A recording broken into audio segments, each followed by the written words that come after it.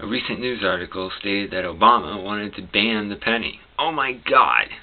Well, not quite. He discovered that he needed Congress's approval to do that, which is interesting. But that raises a bigger point. Why do we need the penny? People are against it because they say that it costs too much, that a penny costs more than it's worth to make. But that point really shows that they don't understand the concept of physical money. That when you spend a penny, it doesn't mean that that penny is destroyed. The penny will be spent thousands, maybe hundreds of thousands, maybe 1,000,000 times. Who knows?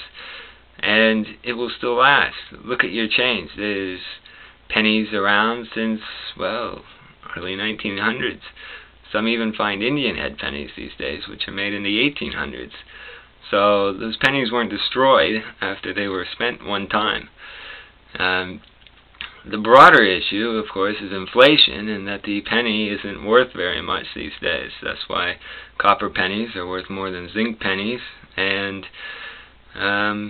nickels as well are about what their face value is, though there is coming up in the future they will be worth more, maybe 110% at times, down to 100% now. But the point is that the physical currency will become more than it's worth face value because of the continual debasement of the currency. So, if we want to make the penny worth more, we need to have fewer dollars in circulation, but that's probably not going to happen. So, if we get rid of the penny, we should get rid of the nickel as well. Just chop a decimal point off.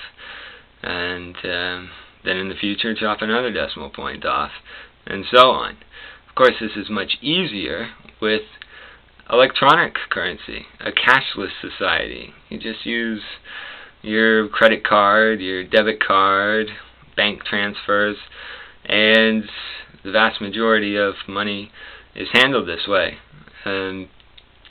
In Scandinavia, Sweden, only about 3% of transactions use physical currency, and in the U.S. the figure is a bit higher, but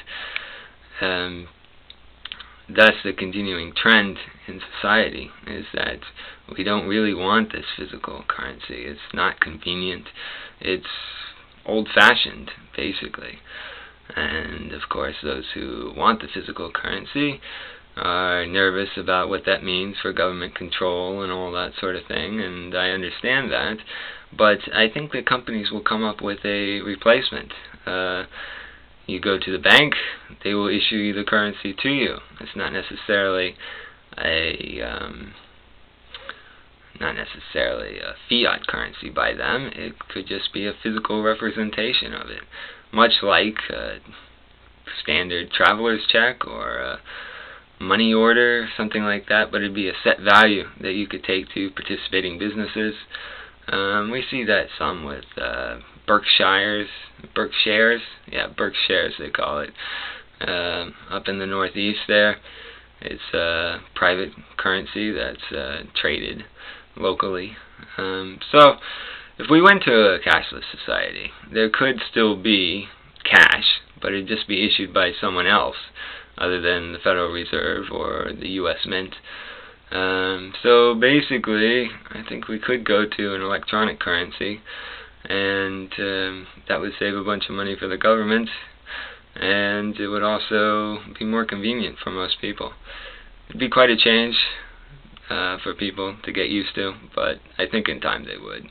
So comment below, tell me what you think. Tell me your various fears, apprehensions about that.